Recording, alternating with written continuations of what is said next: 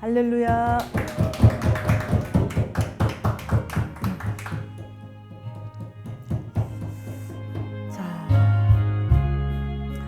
여러분, 사람은 몸과 혼과 영으로 되어 있습니다. 그런데 우리의 몸이 이렇게 깨끗하고 좋은 음식을 먹어야 건강하듯이 우리의 이 마음, 혼도 항상 좋은 것을 생각하고 좋은 것을 받아들이고 그렇게 해야 우리 혼도 건강한 것처럼 우리의 영도 마찬가지입니다. 항상 우리 안에 좋지 못한 것들, 어떤 잘못된 이단의 사상들, 영적인 어떤 좋지 못한 그런 것들을 다 비워내야 깨끗하고 거룩한 영이 되는 것입니다. 그래서 오늘 여러분과 제가 거룩하고 깨끗한 몸과 혼과 영이 될 수 있기를 바랍니다. 오늘 모든 성경 3장 16절 시리즈 고린도전서인데요. 고린도전서 3장 16절 봅니다. 너희는 너희가 하나님의 성전인 것과 하나님의 성령이 너희 안에 계시는 것을 알지 못하느냐. 아멘. 성경은 이렇게 구약의 모세 오경으로부터 이렇게 시작이 되는데요.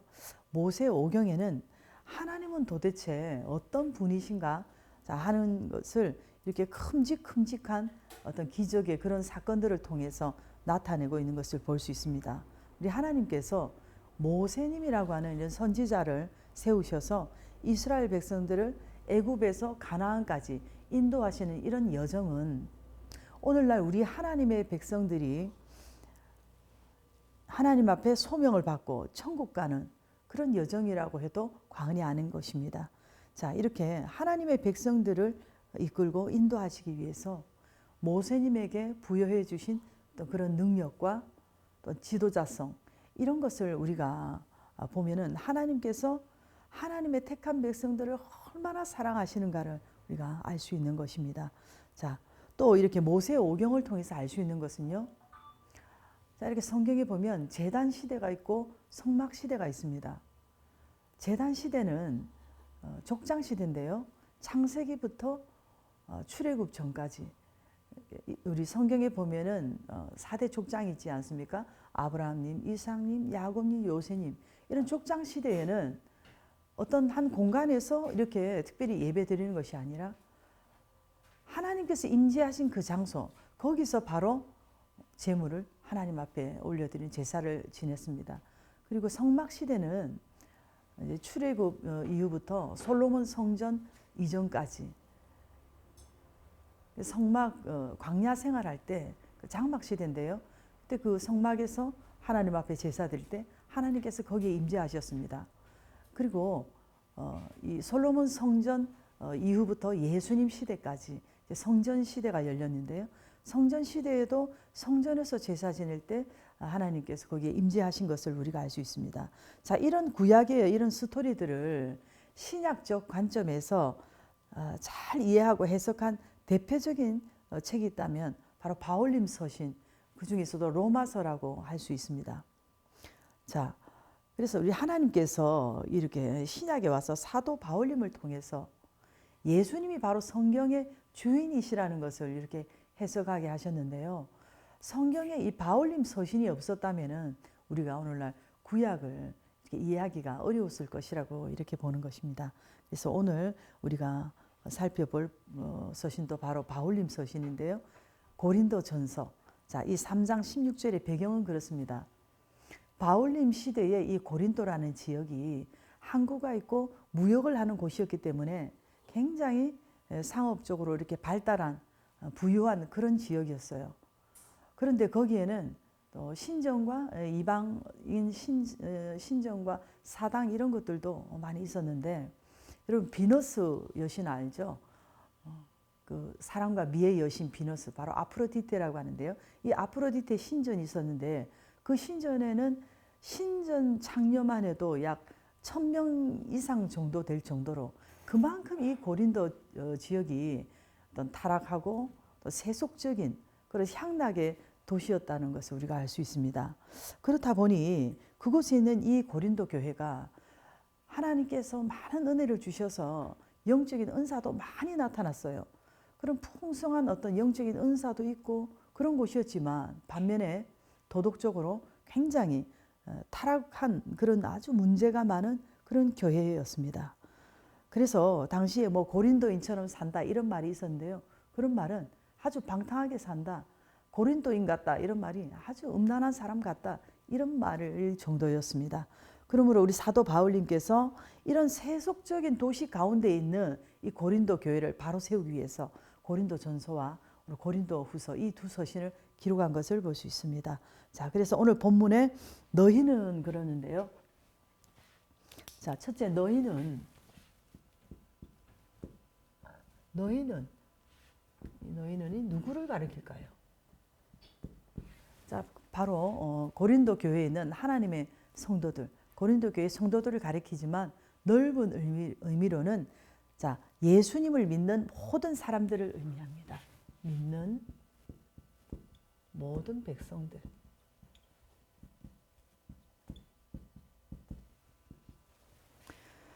자, 두 번째, 그러면 누가 하나님의 성전이라고 했습니까?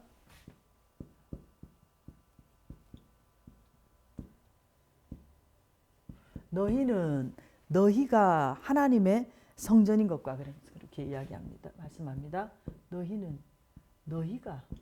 너희가 바로 하나님의 성전이라고 이렇게 선포하는 것을 볼 수 있는데요. 이것이 바울님 신학에 있어서 굉장히 중요합니다. 흔히 우리가 제단 시대도 지났고 성막 시대도 지났고 성전이 물론 건물이 중요하지만 성전 시대도 지났습니다. 물론 건물 성전도 중요하지만 오늘 본문에 너희가 하나님의 이 성전이라고 하는 것은 자, 보이는 건물 예배당이 아니라 예수님을 구주로 믿는 성도들이라고 하는 것입니다. 자, 이것은 사도 바울님의 어떤 개인적인 발상도 아니고 뭐 성도들을 위로하기 위한 어떤 그런 영적 제스처도 아닙니다.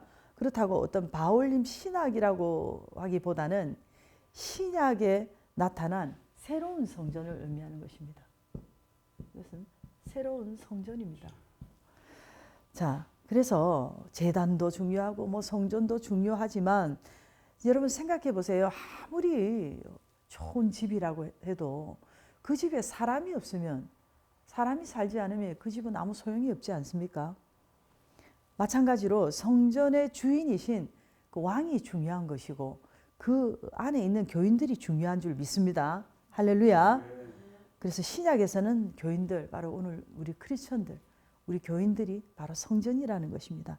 여러분 이것을 가볍게 생각하지 마시고 여러분들이 정말로 여기에 엄청난 은혜를 받아야 되는 것입니다. 오늘 저와 여러분들이 사실 우리는 더럽고 추한 죄인이지 않습니까? 그런데 우리가 성전이라는 것이 말이 됩니까? 당시 특히 이 고린도 교회는 세상에서 일어나는 온갖 더럽고 추악한 모든 죄악, 그런 사건들이 이 교회 안에도 그대로 다 일어났는데요. 그런데 너희가 하나님의 성전이라는 것이 말이 되냐 말이죠. 자, 흔히 우리가 자신의 어떤 정체성을 말할 때 자신이 이렇게 부족하다고 하면서 돈이 많은 사람이나 또 뭐 건물 가진 사람이나 많이 배운 어떤 그런 사람들 앞에서 뭔가 이렇게 자격지심을 가지고 뭐 푸념하고 이럴 수 있는데 여러분, 적어도 여러분은 하나님의 성전입니다. 여러분은 누구의 것도 아닙니다.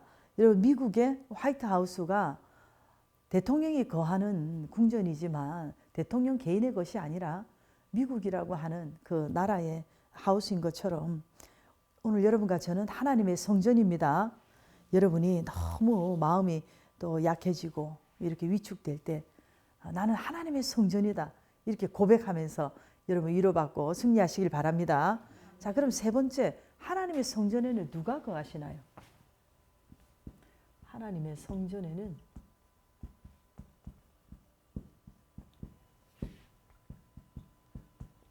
누가 거하시나요?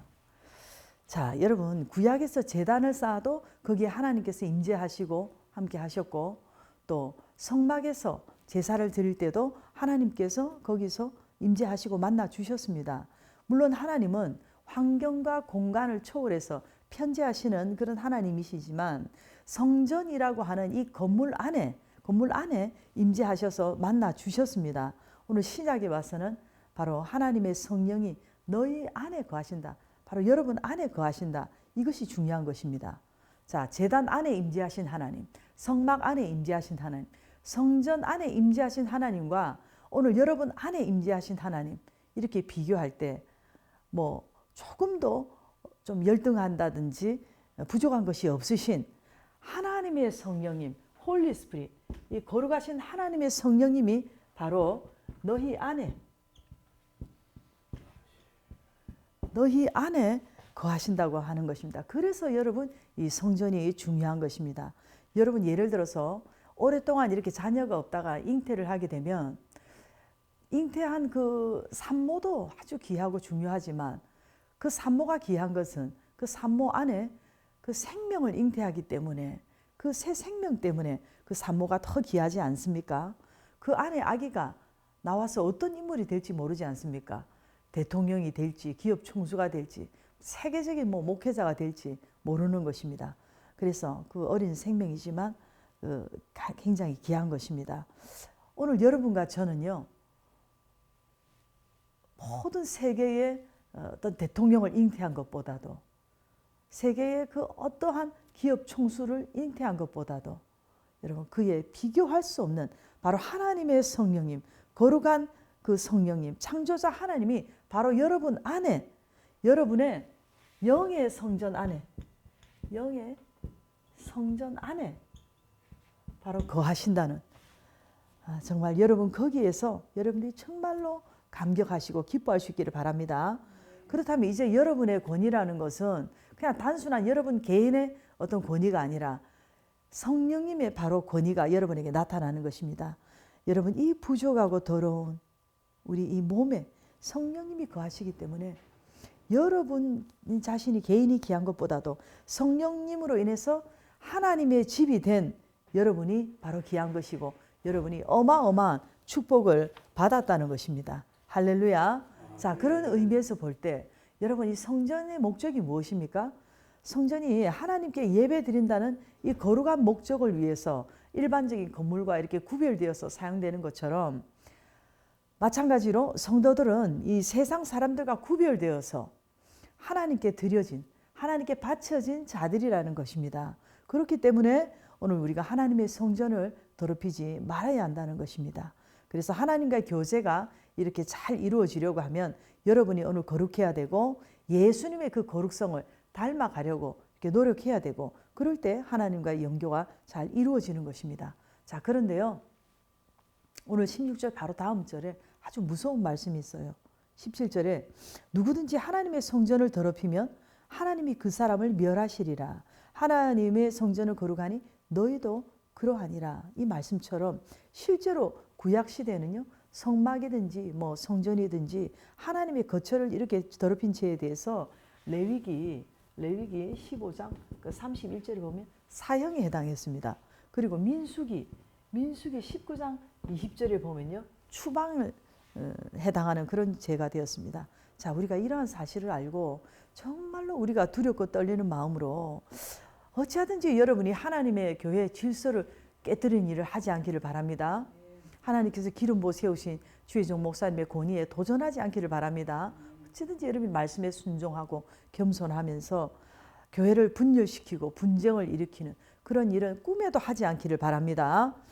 자, 그래서 오늘 말씀대로 너희가 하나님의 성전인 것과 하나님의 성령이 너희 안에 계시는 것을 알지 못하느냐. 너희가 하나님의 성전인 것과 하나님의 성령이 너희 안에 계시는 것을 알지 못하느냐. 자, 오늘 이 말씀을 기억하면서 여러분 이 시간 우리가 한번 기도할 때 하나님, 저는 그리스도님의 집입니다. 저는 하나님의 성전입니다. 이렇게 고백하면서 하나님과의 깊은 영적 교제를 이루어서 여러분들이 영적인 어떤 신령한 힘과 위로를 주는 거룩한 하나님의 백성이 될 수 있기를 축복합니다. 자, 그렇게 되게 해달라고 우리 주님 한번 부르시고 기도합니다. 주님 은혜와 사랑에 감사를 드립니다. 아버지 하나님, 우리 안에 하나님의 거룩한 성령님이